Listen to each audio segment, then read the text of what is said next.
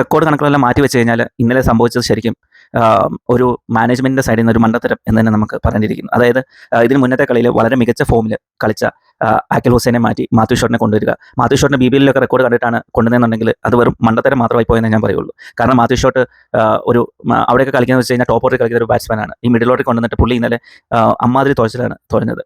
10 റണ്ണിൻ്റെ ഒരു മാർജിനിലാണ് കളി തോറ്റതെന്ന് കാണുമ്പോൾ നമുക്കറിയാം പുള്ളി വേസ്റ്റ് ചെയ്ത ബോൾസിൻ്റെ ഒരു വില. അത് 30 ബോളിലാണ്ട് 34 റണ്ണാണ് പുള്ളി അടിച്ചെടുത്തത്. അപ്പം ശരിക്കും ചെയ്യേണ്ടിയിരുന്നു കഴിഞ്ഞാൽ ഒന്നെങ്കിൽ സർഫറാസ് ഖാനെ കുറച്ചുകൂടെ നേരത്തെ ബാറ്റിങ്ങിന് കൊണ്ടുവരിക. അങ്ങനെ CSK ഒരു റൺ ചേസ് കൂടി പരാജയപ്പെട്ടിരിക്കുകയാണ്. അത് ഇന്നലെ നടന്ന കളിയിൽ SRHനെതിരെ.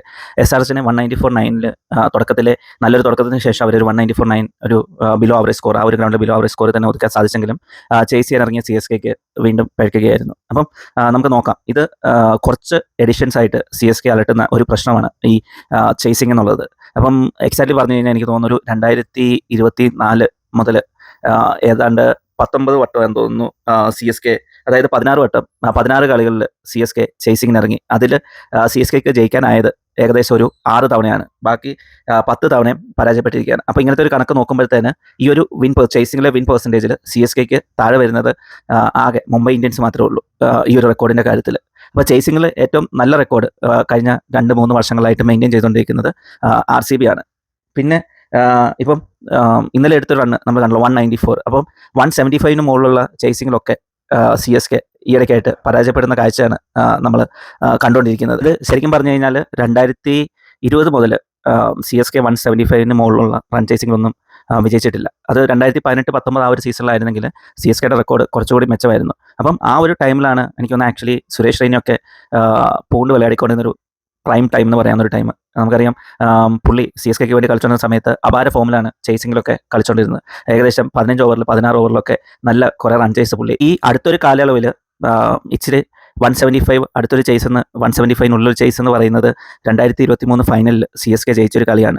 അന്ന് എനിക്ക് തോന്നുന്നു അവർ 15 ഓവറിൽ ആ ഒരു സ്കോർ ചേസ് ചെയ്തെടുത്തു. ഒരു ചേസിൽ പ്രധാന പങ്ക് വഹിച്ചത് നമ്മുടെ ഇപ്പോഴത്തെ ചെന്നൈയുടെ ക്യാപ്റ്റൻ ഗെയ്ക്വാദ് കൂടിയായിരുന്നു. 171 റണ്ണാണ് അന്ന് ചെന്നൈ ചേസ് ചെയ്ത് കപ്പടിച്ചത്. അപ്പം ഈ ചെന്നൈയുടെ ചേസിങ്ങിൽ ഒരു പ്രശ്നം പറയുന്ന സമയത്ത് തന്നെ നമുക്ക് ഋതുരാജിൻ്റെ ഫോമും ഇതിനോട് കൂട്ടി വായിക്കേണ്ടിയിരിക്കുന്നു. അതായത് ഋതുരാജ് ഏകദേശം ഫോം ഔട്ട് ആയ ടൈം മുതലാണ് നമുക്ക് ഈ ചെന്നൈയുടെ ചേസിങ്ങിലും ഈ ഒരു ഡിപ്പ് നമുക്ക് കാണാൻ പറ്റിയത്.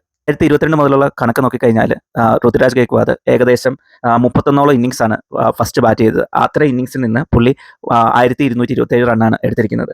ആവറേജ് എന്ന് പറയുന്ന ഒരു ഹെൽത്തി ആയിട്ടുള്ള 40.9 ആവറേജും സ്ട്രൈക്ക് റേറ്റ് 144.52. അപ്പോൾ ഇത്രയും മത്സരങ്ങളിൽ നിന്ന് പുള്ളി 10 ഹാഫ് സെഞ്ചുറീസും ഒരു തവണ സെഞ്ചുറീസും എടുത്തിട്ടുണ്ട്.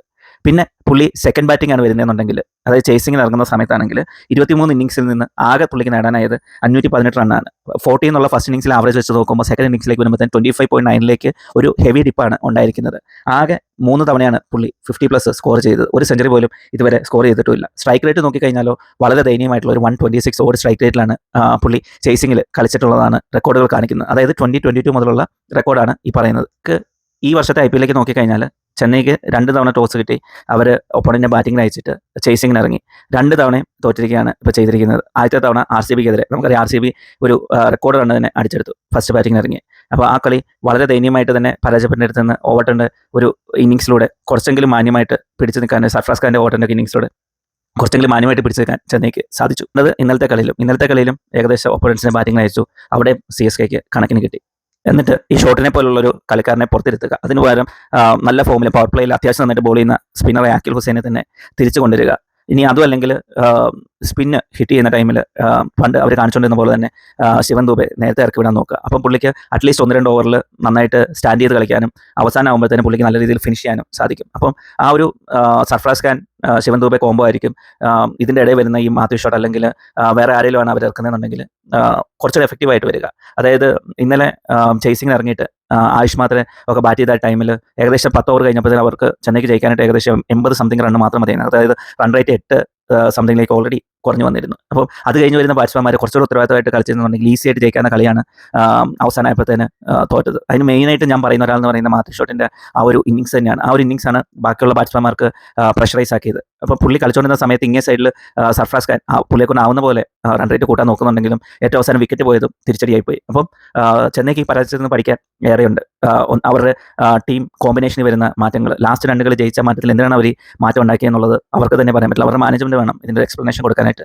എന്തായാലും ഇങ്ങനെ ഒരു ഔട്ട് ഓഫ് ഫോം വെച്ച് ഋതുരാജിൻ്റെ ഈ ഔട്ട് ഓഫ് ഫോമും പിന്നെ ഇതുപോലെ ഇടയ്ക്കിടയ്ക്കുള്ള ഷഫ്ലിങ്ങും വെച്ച് ചെന്നൈക്ക് അധിക ദൂരം മുന്നോട്ട് പോകാൻ ഈ ടൂർണമെൻറ്റിൽ പറ്റത്തില്ല എന്നുള്ള കാര്യത്തിൽ യാതൊരു സംശയമില്ല. അപ്പം IPL പ്ലേ ഓഫിലേക്ക് എത്തണമെന്നുണ്ടെങ്കിൽ ചെന്നൈക്ക് കുറച്ച് നല്ല ഡിസിഷൻസ് എടുത്തേ പറ്റൂ. എന്തായാലും നമുക്കിനി അടുത്ത കളിയിലേക്ക് നോക്കാം എന്താണ് കരുതി വെച്ചിരിക്കുന്നത്. വീഡിയോ ഇഷ്ടപ്പെട്ട് കഴിഞ്ഞാൽ ലൈക്ക് ചെയ്യുക, ഷെയർ ചെയ്യുക, സബ്സ്ക്രൈബ് ചെയ്യുക. വീണ്ടും ഒരു വീഡിയോ ആയിട്ട് നമുക്ക് കാണാം. Thank you.